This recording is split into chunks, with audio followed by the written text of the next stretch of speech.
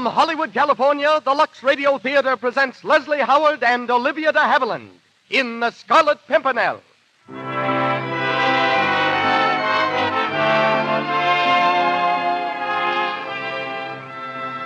Lux presents Hollywood, the Robin Hood of the Reign of Terror. That was the Scarlet Pimpernel, whose daring defiance, whose colorful romance we bring you tonight with Leslie Howard and Olivia de Havilland. Madame Hilda Grenier, formerly royal dresser to Queen Mary of England, is our special guest, while our music is conducted by Louis Silvers. Our producer takes over the program.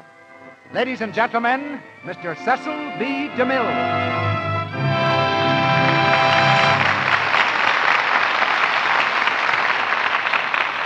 Greetings from Hollywood, ladies and gentlemen. They call it the poor man's weather glass, this little crimson flower that lends a splash of color to English waysides and closes up its petals in warning whenever there's a storm approaching. They also call it the Scarlet Pimpernel. And by the mark of this flower only, the mysterious hero of our play, Sir Percy Blakeney, signed his daring exploits. As a play, the Scarlet Pimpernel was performed over 5,000 times, and it's perhaps the most popular screen characterization of the celebrated star who reenacts the title role for Lux listeners tonight, Mr. Leslie Howard. All the acclaim the stage and screen can bring a star has been won by Mr. Howard. He may continue his career as an actor, but should his present plans materialize, he'll also join the ranks of film producers, which I hope he does. Olivia de Havilland, who's been away from our stage too long, is the brown-haired, brown-eyed heroine of Warner Brothers' new production, Dodge City, in which she plays opposite Errol Flynn. She's co-starred tonight as Marguerite, and Dennis Green plays Chauvelin. As producer of the Lux Radio Theater, I want to take a moment before raising our curtain to thank all of you for your support. Thousands of you have written, telling us that you show your appreciation by regularly purchasing our products. With this kind of cooperation, ladies and gentlemen, you can depend upon hearing Hollywood's brightest stars on our program every Monday night. And now for the play. The Lux Radio Theater presents Leslie Howard and Olivia de Havilland in The Scarlet Pimpernel.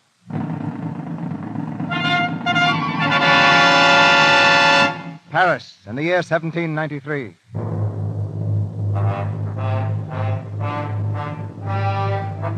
The French Revolution is over, but the reign of terror casts its gruesome shadow across the city.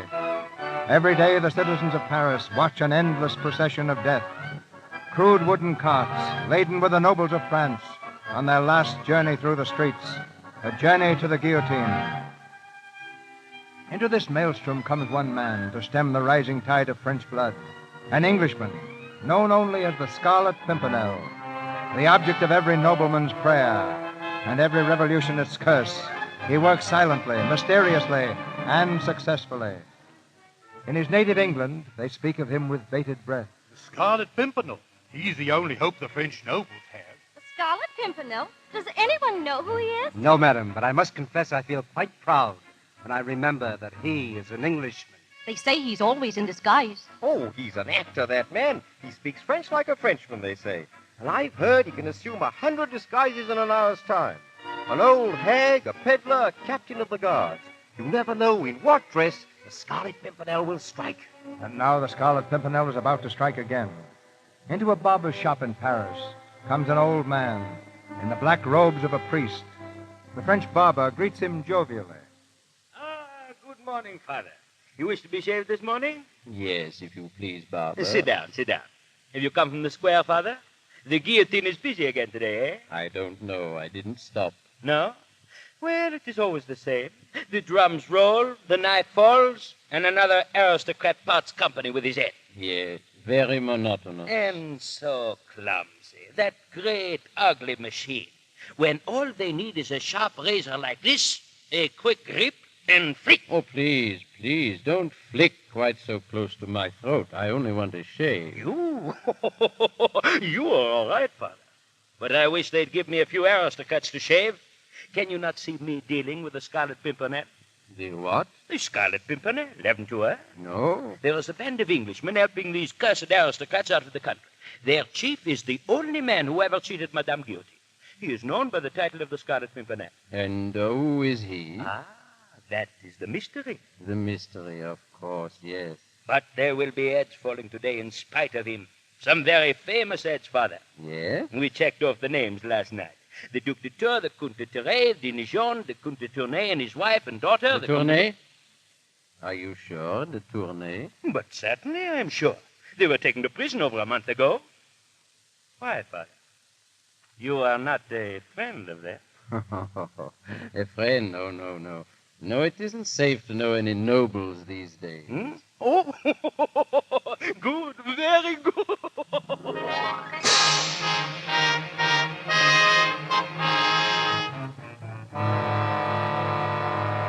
You wish to see the former Comte de Tournay, is that so, Father? Yes, if you don't mind. Very well, Father. They haven't long now. You'll find the former Comte de Tournay in that room over there. Thank you. Thank you. Good morning. Are you the Comte de Tournay? Yes. I suppose you have come to offer me the last rites, Father. In a manner of speaking. If you will just look at this passage I have marked in the book, your spirits will be uplifted. I am not afraid to die, Father. Even so, it is sometimes better to live, my son. To live? What do you...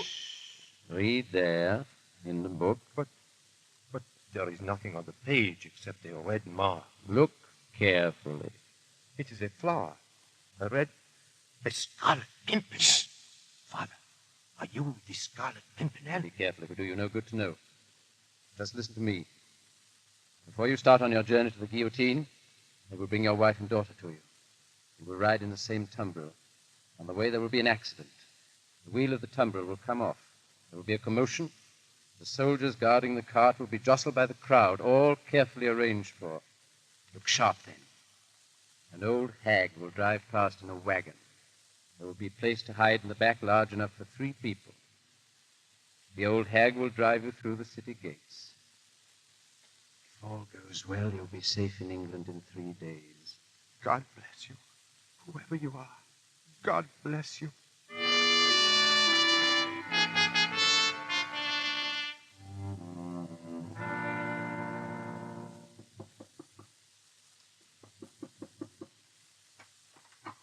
Well, what is it?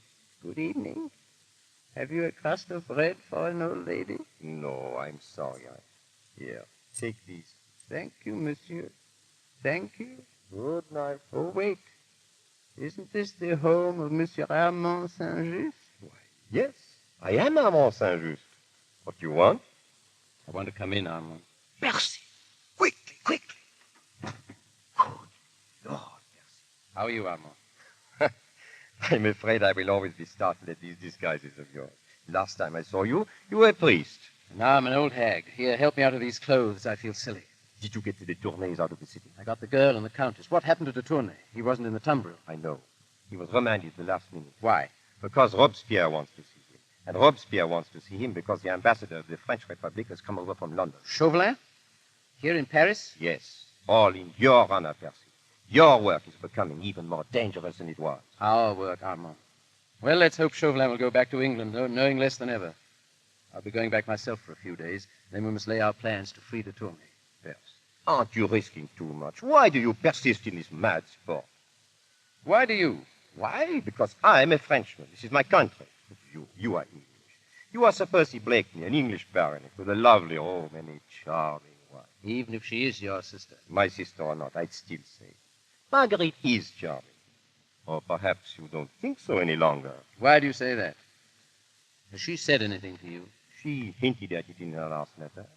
She said you changed, Percy. Did she? Well, I have changed. I'm rarely at home now, and when I am, I play the fop. I'm insipid, vain, silly. I think only of the latest fashions in clothes, the latest court gossip.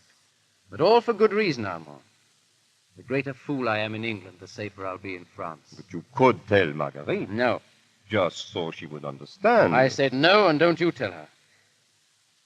Armand, you asked me why I live over here in the shadow of the guillotine while heads fall one after another. I can save only a few, I know that. And the rest have to die. People I know and love. Innocent people, kindly people. Herded together like sheep and butchered like cattle. But what has it to do with you? Armand, do you remember the case of the Saint-Cyr family? I think so. They were one of the first families to go to the guillotine. Yes, because they were betrayed, Armand. Before their execution, they told me who it was who had betrayed them. It was Marguerite. My sister. My wife. It was a lie. I wish I could believe that, but I can't. I watched that execution, Armand. The Marquis, his wife, his son. And it was my wife who put them there. So that's why you stopped loving her. What a tragedy. Stopped? I shall love her till I die. That's the tragedy. And it's to make up for what she did to them that you are risking your own life, week after week, to rescue the others. Oh, don't be so heroic, Armand. I got a smack in the eye and took refuge in sport. And what a sport. By gad, I think I shall give up fox hunting this winter. Percy, don't joke about it. I have to. It's the only thing that can save me. Well, I'm off for England in the morning, Armand. My love to Monsieur Chauvelin, if you should see him.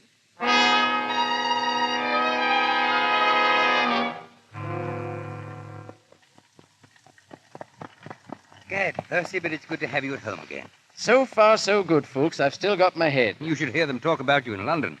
You're the greatest mystery of the age. Yes, well, I hope no one solves me just yet. But tell me about Marguerite. Has she been well? As well as a neglected wife can be. What has she been doing? Having her portrait painted, mostly. Rumney's been there every day. And our friend, Monsieur Chauvelin? French ambassador. What will he be doing at your house? Oh, one never knows, Fuchs. One never knows. Well, England again. I shall have to become the fop once more. The London dandy, who has been at Bath for the past 10 days taking the cure. And sink me, I'm not cured yet. I shall have to go back to Bath again.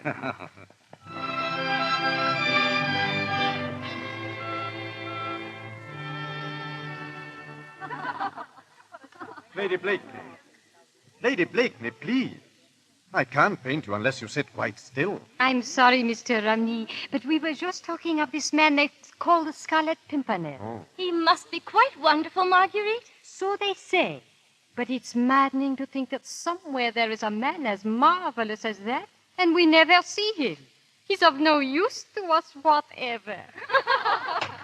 Lady Blakeney. Yes, Sprinkler. Sir Percy, milady. He's just returned.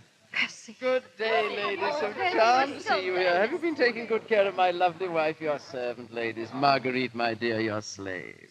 Percy, why didn't you tell me you were coming? So few things are surprising in this world, my dear. I should like to be one of them. And how are you, Rumney? And how is the portrait progressing? You may see for yourself, Sir Percy. Yes, the eyes are wrong, aren't they? And is the nose all right? You know, I rather think you've missed the mouth altogether. Yes, you have, Rumney. Otherwise, of course, it's the image of her. I think that will be enough for today. Poor Mr. Romney. You're tired, and so am I. Tired. Zoons, I too. You know, dear ladies, I've just been to Bath to be cured of the fatigue. And now I'm so fatigued by the cure that I really think I shall have to go back to Bath again to be cured of the fatigue. Marguerite, my dear, we must be going. Yes, goodbye, Goodbye, my dear. goodbye. Goodbye. Your servant, ladies, your servant. Well, Percy, what do you think of my portrait? It's clever. But there's something lacking. What? I don't know. There's a look in the eyes. He's lost it. Perhaps I'd lost it. Perhaps it was happiness. Good gad, my dear, how you could be unhappy, I can't imagine. Can't you? Percy, can't you? No, cursed if I can. Why, you're the most courted woman in town. By whom? By everybody. Except you. Oh, but my dear, I'm your husband. Months after we were married, we were still happy. And then came this estrangement. Heaven knows it's not of my making. Can you honestly say that? Can you honestly deny that you've changed? So changed that I scarcely know you. You're never with me now. You're always away on some pretext or other. I'm always alone. My dear, the fashionable belief today is that one makes one's own life. I'm trying to make mine. You must try to make yours. And now I must leave you for a while. There's to be a fight for a prize out in the countryside. Mendoza versus Jackson. Quite a battle. Percy, you've only just come home. Do you have to leave right now? My dear, the prince himself invited me. I'm trying to make my own life, Marguerite. I see. Goodbye, Percy.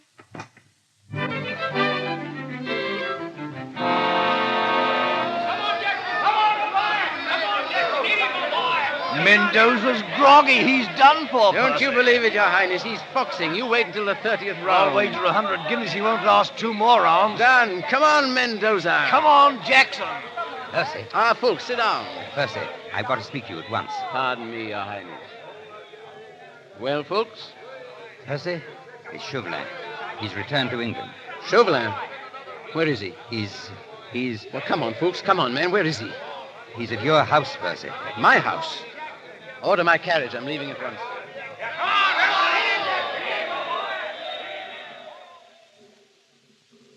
I would advise you to tell me, Lady Blakeney. You are French. You know these nobles who have escaped. You must know who it was who helped them. I'm sorry, Monsieur Chauvelin, but I don't know. And even if I did, I wouldn't tell you. You tricked me once into giving you information about the Marquis de Saint-Cyr, and I shall never forgive myself. I'm sick of this sentimental twaddle about the poor, persecuted aristocrats. Have you forgotten what they did to the defenseless peasantry for centuries? What this very Saint-Cyr did to you? No, I have not. But I'm no spy. Then that is your last word? Absolutely. I wonder. Oh, by the way, how is your brother, Armand? He is very well, I hope. I hope so, too. But yesterday he was arrested. Arrested? At Boulogne. What for? As a traitor to his country. Traitor? Oh, you're lying, Chauvelin, trying to trick me again. I have the proof of his guilt in my pocket. A note he once wrote to the Scarlet Pimpernel. This scrap of paper will certainly send your brother to the guillotine. Unless, of course, you care to redeem it. Bring me the name of the Pimpernel, and this is yours. But even if I wanted to, I don't know it. Find it. How can I, if you can't with an army of spies? Because you go everywhere and know everyone in his circle. That much I do know. And this also, that he will be among the guests tomorrow night at the Grenville Ball. So will half the world. The thing's impossible. To a clever woman whose brother's life is at stake, nothing's impossible. Well, do you swear to give me that paper? The moment I catch the Scarlet Pimpernel. Zoons, that name again. Percy. I've heard nothing else all day. At the club, at the fight, and now here. I protest the fellow's a public nuisance. Oh, I beg your pardon, my dear. Do I intrude? No. This is an old acquaintance, Monsieur Chauvelin, the French ambassador. My husband. Charmed, delighted, enchanted. The devilish clever race, the French. How they speak that unspeakable language of theirs defeats me. You flattered us, Sir Percy. No. You've got the cleverest heads in the world. The only trouble is you all go to pieces round the neck. Round the neck? Yes. Now look at your cravat. Sink me, what a mess. Now, if you'd really like to know how to tie a cravat, I'll tell you. But it isn't easy, you know. It takes all my brains. Yes, I'm sure it would. Yes, of course it would. Now, you see, look here. First of all, the thing goes twice round the neck. And then the front folds back to allow the back to come to the front. Otherwise, of course, the front would be all behind as it was before, you see? Percy, what are you talking about? You don't follow me, my dear. It's exactly what I say. It takes brains, doesn't it, Mr. Chauvelin? One can see that. Yes, of course one can. Well, yes. Good day, Lady Blakeney. No, don't go, no. I want you to hear my verse about that Pimpernel fellow. You'll love it, Chauvelin. Now, listen here. They seek him here, they seek him there. Those Frenchies seek him everywhere. Is he in heaven? Is he in... that dim, delusive Pimpernel. Delightful. Yes, I wrote it, you know. It's clever. Huh? Yes, huh? Especially that line, those Frenchies seek him everywhere. Oh, yes. I like that, too, yes. Because, you see, I hear that they do. And that gives the line sort of a something. That gives it a sort of a something. If I make myself clear. Yeah, clear as crystal. Yeah. Good day, my dear Sir Percy. Bonjour, monsieur, as the French say. Bonjour, monsieur. Oh, it was a magnificent fight this afternoon, my dear. Gad, I wish you could have been there. What's the matter, my dear? Percy, who is this Scarlet Pimpernel? Pimpernel? Gad, Marguerite, how should I know? What's your interest in the Scarlet Pimpernel? Oh, no more than any other woman's. We'd all like to know who he is. Yeah, so would your friend Chauvelin, I'll wager. What makes you say that? Well, isn't that what he's here for? Didn't he tell you? Why should he? Why not? Mind you, the man's clever, but a fellow who can't even tie his own cravat isn't likely to put a noose round the Pimpernel's neck, is he? Oh, Percy, can't you ever rise above trivialities? Can't rise above anything more than 3 syllables, my dear. Never could. You were a man once. A man a woman could look up to. Could turn to in trouble. And now, I wouldn't know where to begin. Could you begin by telling me what the trouble is? What's the use? We don't speak the same language. We did once, but I don't think we ever will again. Really? Well, perhaps you're right, my dear.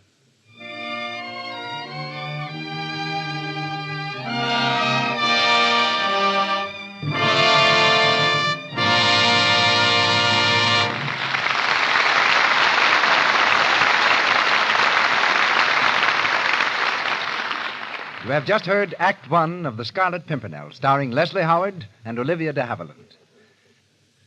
Now, Mr. DeMille and Act Two of our play. We continue with The Scarlet Pimpernel, starring Leslie Howard and Olivia de Havilland.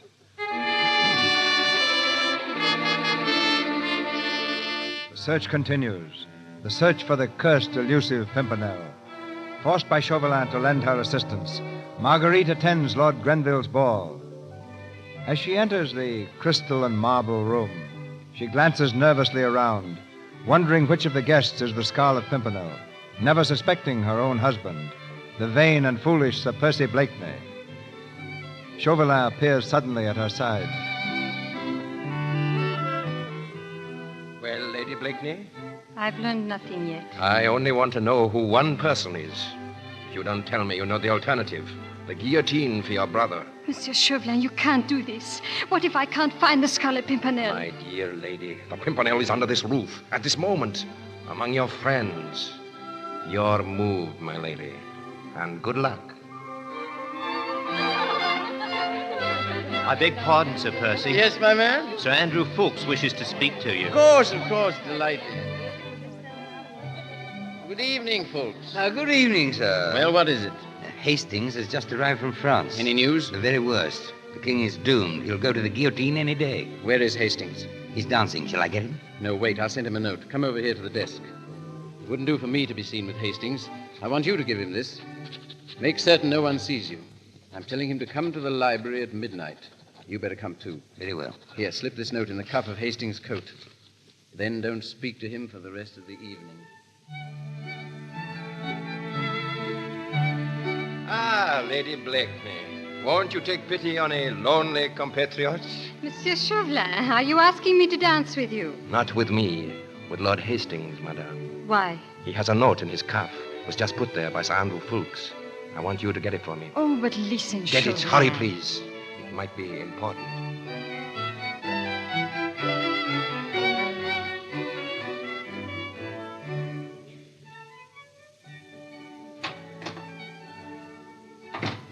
Come in, please. Well, Lady Blakeney, did you get that note from Hastings? No, You didn't? I couldn't. I think he suspected me. I pretended to turn my ankle. He helped me upstairs, and then while I was sitting there, he read the note and burned it. Then he left. He burned the note? Yes, but not entirely. Some of the pieces were left. The note began... Go on, quickly. It said, "Start tomorrow myself," and the last sentence was, "Will be in the library at midnight." Thank you, Lady Blakeney. And now, if your labors have tired you, you are quite at liberty to go home. Thank you. I will. Are you certain of this, Fawkes? Quite certain. Hastings burned the note, Percy, as he always ordered us to. Then he went back to the room, and she was reading what was left of it. And she went to Chauvelin? Yes. You know what that means, Percy. It means that Chauvelin knows that the Scarlet Pimpernel will be in the library at 12 o'clock. Perhaps. And perhaps he will. Is this the library? Yes, Monsieur Chauvelin. Have you seen anyone go in or come out of this room in the last few minutes? No, sir. Who is that on the sofa? Oh, I don't know, monsieur. He must be asleep. Please wake him up and ask him to leave. I have an important engagement here. It's Percy Blakeney, sir. Blakeney, that fool.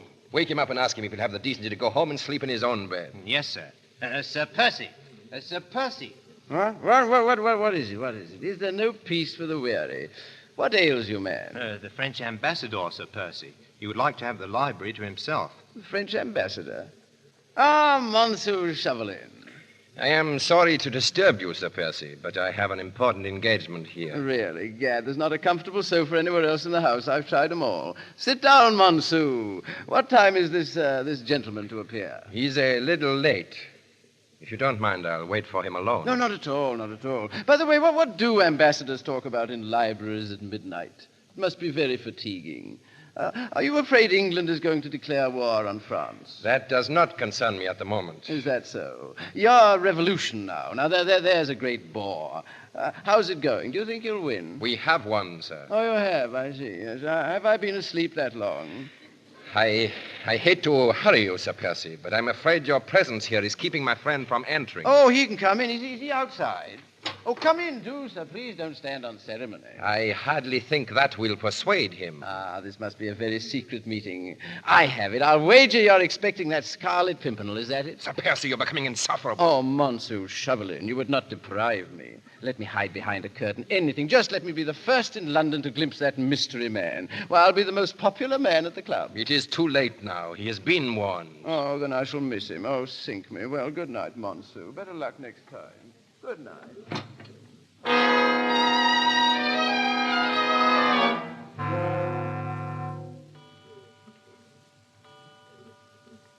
You've packed my things? Yes, Sir Percy. Good. See that Sir Andrew Fulks receives this note, will you? Yes, Sir Percy.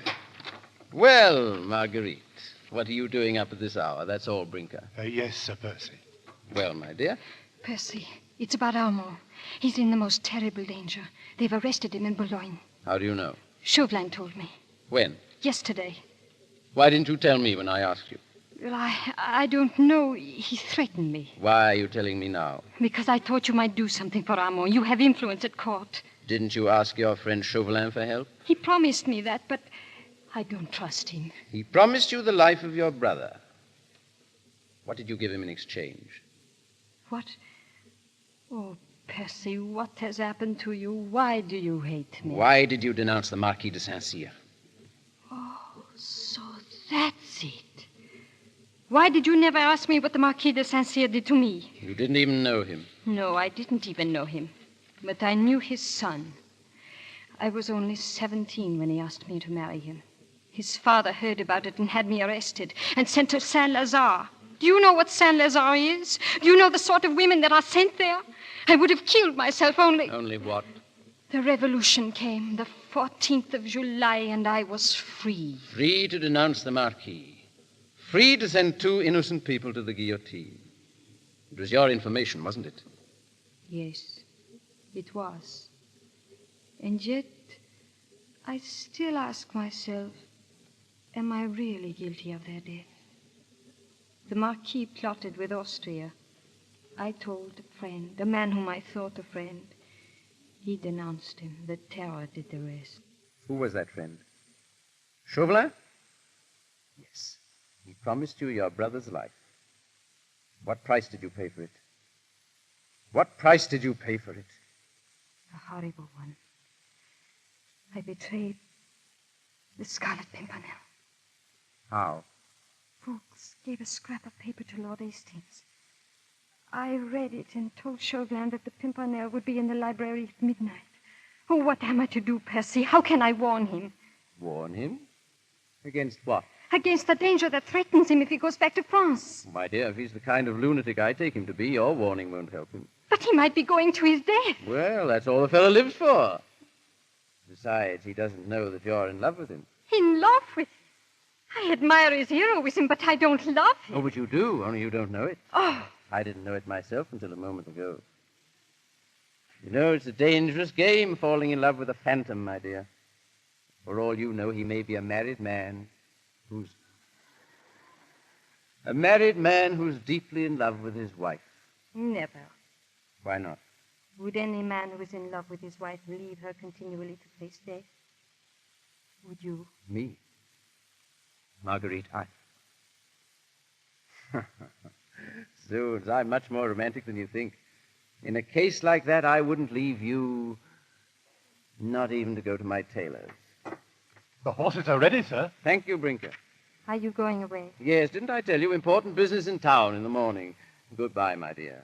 Your tailors, I suppose. Not only my tailors, but also my bootmakers. And incidentally, I want to see what my influence is worth at court. That little matter of your brother, perhaps I can help. Oh, Percy, if you could, I'd love you all my life. Gad,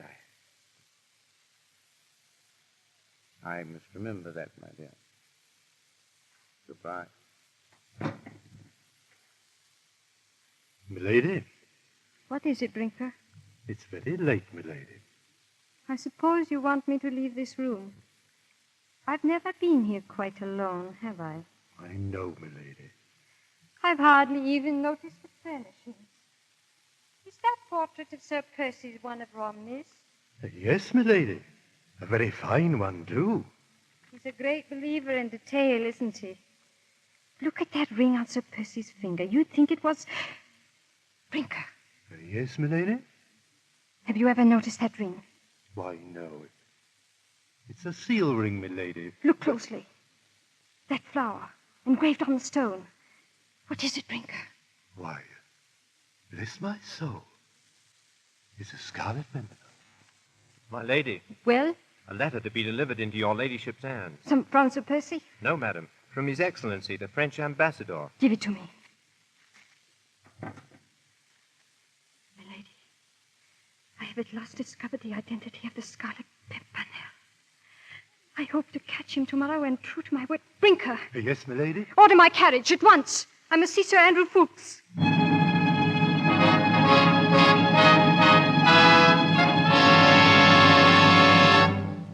Lady Blakeney. What's happened? Sir Andrew, there's no time to waste in talking. Just listen to me. Your leader and friend, the Scarlet Pimpernel, he's my husband. How do you know that, milady? Don't ask me any questions now. He's in danger. Chauvelin knows that the Scarlet Pimpernel and Percy Blakeney are one and the same. How does Chauvelin come to know? Through me. Ah. Yes, I betrayed him. Never mind how. Just tell me this. Has Percy left for Boulogne? Yes. To save my brother? And to Tournai. What is their meeting place at Boulogne? Why? Do you want to betray him again, milady? Oh, look at me. Do I look like a woman who wants to send her husband to his death? I want to find Percy, to warn him, to save him, or die with him. I'll go with you. Ah, can you bring your friends? 10 of them. The rest of them are in France. Percy has forbidden us to go over. It'll be the first time we've ever disobeyed him. I'll save Percy if I have to kill Chauvelin. And if he goes to the guillotine, I'll go with him.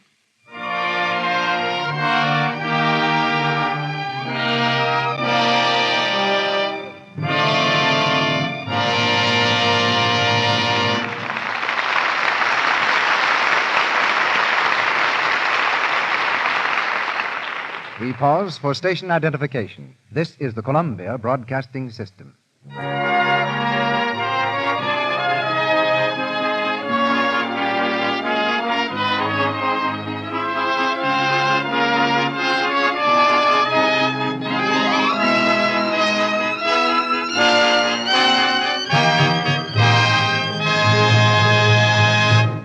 We've dropped the curtain on the second act of The Scarlet Pimpernel. It goes up again shortly when Leslie Howard and Olivia de Havilland bring us Act 3. The Scarlet Pimpernel, starring Leslie Howard in the title role and Olivia de Havilland as Marguerite, with Dennis Green as Chauvelin.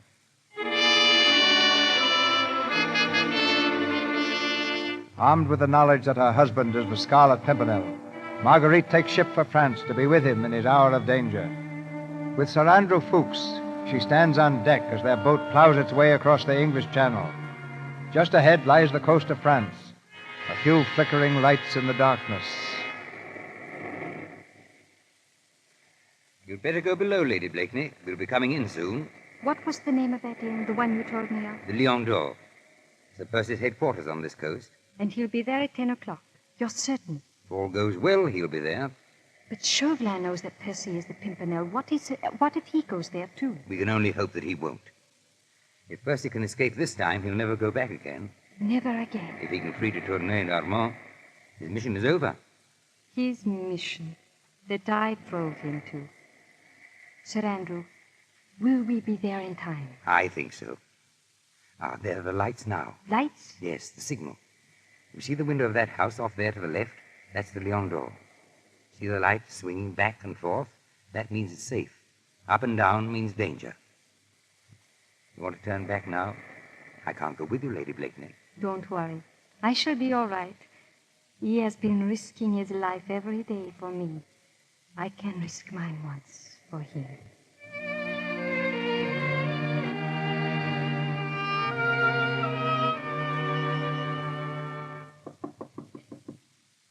Who's there? A message. Well? Is this the Lion d'Or? Yes, madame, but... Let me in, please. Madame, what do you want here? This is no place for one of your sort. I'm the sort that pays well, Citizen Brogard. For what? For a seat by the fire.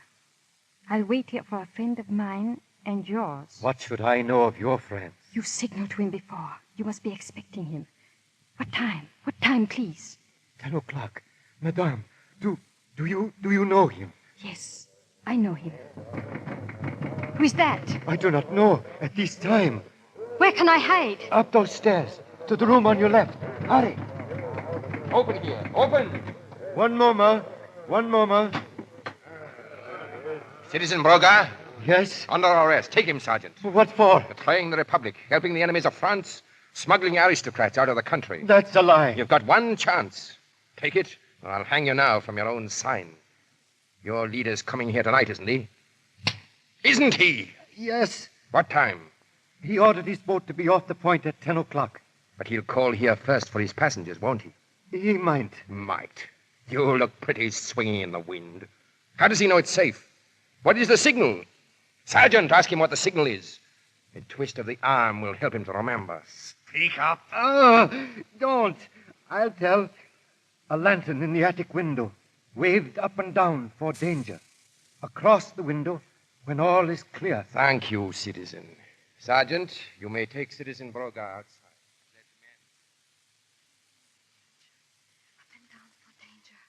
Oh, God, let him see the signal. Let him see it. Up and... Put down that light, Lady Blakeney. Chauvelin. We meet again. Permit me, madame, but you were giving the signals incorrectly. Up and down means danger. That will drive the Pimpernel away. You must move the lights back and forth across the window. So. Now he will come to us. Chauvelin, listen to me. He's my husband. A fact that you neglected to mention a few days ago. You've got to let him go. I'll do anything you want. I'll give you any information you can, but you've got to let him go free. Don't be a fool. You've no more information to give. Even if you had, do you suppose I'd sacrifice my meeting with the Scarlet Pimpernel for it? Monsieur Chauvelin. Well? Coach, monsieur, is pulling up at the door. Ah, our friend is early. I'll let him in myself. Sergeant, you shall have the privilege of watching over the Republic's most charming prisoner for the rest of the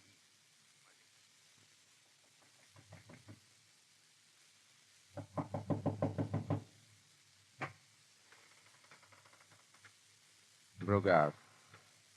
Brogard. Don't move, Sir Percy. Stand where you are. Monsieur Chauvelin. Well, this is a surprise. Yes, I thought it would be. Yes, a very pleasant one, too. How nice of you to wait up for me. The time for laughing is past, Sir Percy. I've followed you for a year. Your energy, your ingenuity, your audacity have been quite admirable. But now, the game is over. Because all the trumps are in your hand, eh? Precisely. This house is surrounded by my soldiers. I have only to raise my voice. Yes, of course, I see your point, yes. But suppose I could reach the door. The night is black. The sea is mine. I make a dash. You won't. Oh, of course I won't. I don't need to, because... You see, one of my friends might shoot you from behind, hidden in that clock. What? Come now, Chauvelin. You know that clock is too small to house a man. But there's still one other avenue of escape, one we could take together. In this pipe there is an ember, and in that cask behind me there is gunpowder. If I drop this ember here, I fly straight to heaven, and of course you know where you fly to. Get away from that barrel. Why, it isn't gunpowder. I merely wanted to see you turn pale. Ah, come in the window, folks. You're a welcome sight. I would raise my hands if I were you, Chauvelin. Another trick. I don't turn this time. I don't think you'd better. Why, you... Now, you see, Fulks tricks us both. He must have sensed that you and I would meet here. Now, Chauvelin, I've had a delightful visit with you. In the meantime, my friends Armand Saint-Just and de Tournay are safely aboard my ship. And in a moment, if you'll excuse us, Fulks and I will join them. You'll never get beyond that door. We'll need the password, Percy. Ah, yes, the password. Yes. Well, Monsieur, do we have to use force? Not at all, Sir Percy. The password is, the channel is free. Thank you. Fulks, give me your pistol. You get onto the ship. I'll take care of our friend here and join you in a minute. Very good. You know, that was quite sensible of you, Monsieur Chauvelin, to give us the password. Not at all, Sir Percy. You may go because I know you'll come back of your own free will. Ah, you overestimate the charm of your society. I told you once the time for jesting was over. I have all the trumps in my hand. In that room upstairs, there is a woman under arrest who has forfeited her life by aiding the enemies of the Republic. What woman? Your wife, Sir Percy, who loves you very much.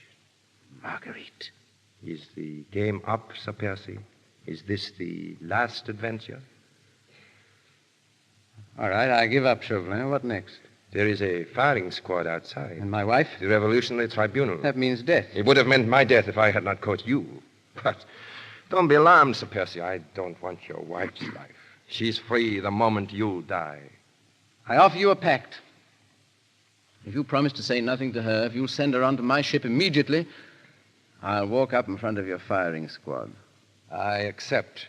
Sergeant? Yes, monsieur? Bring the lady downstairs, please. You must be very fond of your wife, Sir Percy. Yes, I am. Is that so strange? Not at all. A charming woman. Percy. Marguerite. Percy, I came to help you as soon as I knew. I wanted to give my life to save you. And now, oh, forgive me, Percy. You came to help me. Chauvelin didn't bring you? No, I came with Sir Andrew. Oh, Marguerite. What are they going to do to you? Tell me. Well, I'm in no danger, my dear. What? No, you're lying. I know. He's going to kill you. I can see it in his eyes. Oh, Percy, don't leave me. I want to die with you. I want... Oh. Marguerite. She's fainted. Some water, perhaps. No. Our parting would be too cruel now, even for you. Take her while she's still unconscious. Goodbye, my sweet. It's good to know that you love me a little. Sergeant, carry her to Sir Percy's boat. The boat is to sail the minute Sir Percy dies. The lady is free when you hear the firing squad. Yes, monsieur. Well, she's gone, monsieur. Now, are you quite ready? Yes. By the way, do you like poetry, Monsieur Chauvelin? That dim, delusive Pimpernel? No. I mean poetry. This other Eden, demi-paradise, this fortress built by nature for herself against infection and the hand of war, this happy breed of men, this little world, this precious stone set in the silver sea, this blessed plot, this earth, this realm, this England.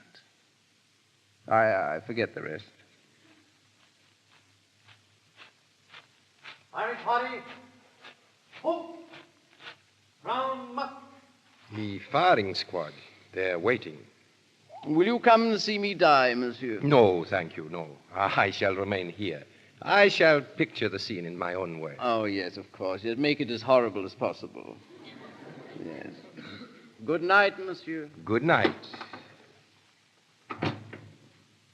Roll. Present. Present. Fire. Ah.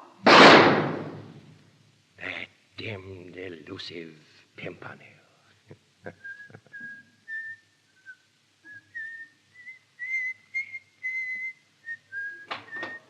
I'm so sorry, monsieur. Blakeney! Yes, you see, I've come back for my hat. It's such a cursed good hat, you know. You. Oh, no. Don't look at me like that. Sink me if you don't think I'm my own ghost. Get up! Oh, you mean the captain of your firing squad? I'm afraid it'll be an hour or so before poor Captain Duroc will be able to resume his duties. I regret that I struck him rather violently. Come in, gentlemen.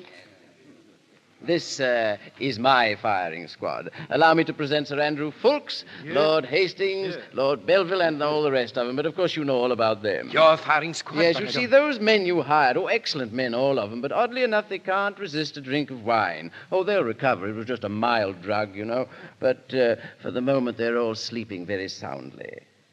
And now, since the volley of shots has freed Lady Blakeney, I must make haste to join her. Good night. By heaven, Chauvelin. I think a cooling off is what you need. Fulks, raise that trapdoor there. You'll find it very cool below, Monsieur Chauvelin, and you will have ample time to think things over. Bonsoir, monsieur. Vive la France. Long live the king.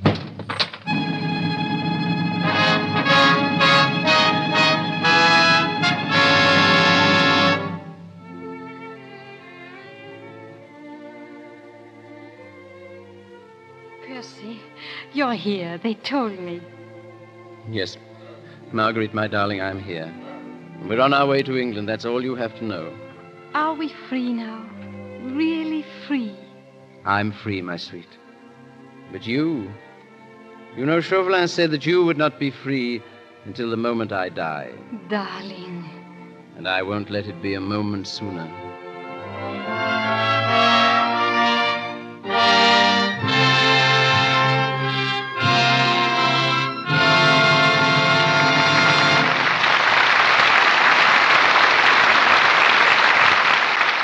We take leave of the Scarlet Pimpernel. Here's Mr. DeMille. Our stars drop their roles. Lady Marguerite is again Olivia de Havilland, and the Scarlet Pimpernel becomes Leslie Howard. Well, it was every bit as enjoyable bringing this play to the air, Mr. DeMille, as it was bringing it to the screen. As Madame Grenier told us, the Scarlet Pimpernel really actually existed. I confess I didn't know that until I was making the picture, because surely no character seemed more a piece of elaborate fiction. So naturally, when someone sent me a note and said he belonged to Sir Percy's family, I wondered whether one of my friends had thought up the gag, It was slightly embarrassing not long after when a Mr. Blakeney, a descendant of the original Scarlet Pimpernel, introduced himself to me. 2 weeks ago, Mr. Howard, I heard you say something on this program about turning motion picture director. Earlier tonight, Mr. DeMille added the word producer after your name. Apparently, you're really going into the picture business in all its branches. Oh, you scare me, Olivia. As a matter of fact, we expect to produce certain pictures in England, but just to be sure that our efforts will appeal to our American audiences, we're going to write our first story right here in Hollywood. It'll be the first time, I believe, that this has been done by an English unit. Well, there's no reason why the tie that binds the nations can't be made of celluloid. Mr. Haviland, you've been out of Hollywood a long time, filming Dodge Cities. Any adventures on location? Well, I'm the Dodge City Dodger. I've been dodging kidnappers. Not kidnappers? Yes, kidnappers. Really? Let me tell you. We were on location near Modesto in the prairie country, and a very fine place, I thought, for a nice, quiet walk. But it seems that 2 very tough-looking gentlemen also decided to take a nice, quiet walk and follow me. And after a couple of miles, they were still right on my heels. There wasn't another soul around, and the only building in sight was a farmhouse. And when I made a dash for that, the 2 men dashed after me. I reached the farmhouse, found it was abandoned, and decided to face it out. I walked right up to the men, demanded what they wanted, and looked them straight in the eye. One of them took something out of his pocket. I didn't dare look. I was too sure it was a 6-shooter. Just as I was about to faint, the man poked it under my nose and said, "We sure would like your autograph, Mr. Haviland." Believe me, gentlemen, I signed. Well, Mr. DeMille, I hate to say goodnight, but I guess it's time to. Thank you for another grand evening. Yes, with an added thank you to all who worked with us in the cast. Good night, C.B. Good night, Mr. Howard. Good night, Olivia. There's a great show awaiting you here next Monday night. Listen for Mr. DeMille's announcement of it shortly. Heard in the Scarlet Pimpernel were Dennis Green as Monsieur Chauvelin, Walter Kingsford as Sir Andrew Fulks, Vernon Steele as Romney, Ramsay Hill as Armand St. Reginald Sheffield as Count de Tournay, Eric Snowden as the Prince of Wales, Gerald Cornell as innkeeper, Keith Kenneth as Brinker, Lou Merrill as a barber, George Pembroke as Lord Hastings, John Toty as a voice, Dave Roberts as a guard, and Geraldine Peck, Ethel Sykes, Coral Colebrook, and Betty Sutter as ladies of the court. This is Cecil B. DeMille saying good night to you from Hollywood. The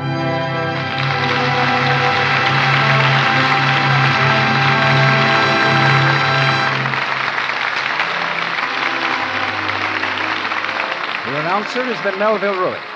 This is the Columbia Broadcasting System.